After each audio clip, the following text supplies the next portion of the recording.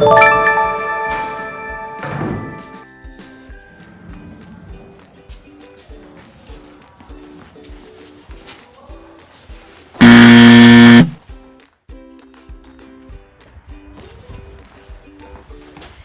aqcham tushib qoldi.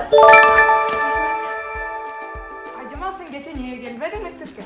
Kecha men o'rib qolib kelmay qoldim. Ertaga kim voleybolga boradi?